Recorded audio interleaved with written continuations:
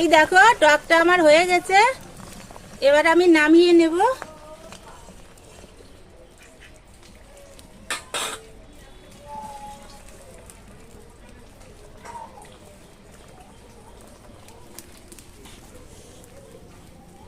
এইভাবে টক রান্না করে খেয়ে দেখবে, যারা টক পছন্দ করো তারা টক করবে, আর যারা চাটনি পছন্দ করো তারা এর মধ্যে মিষ্টি দিয়ে চাটনি করে খেয়ে দেখবে, খুবই সুন্দর লাগে।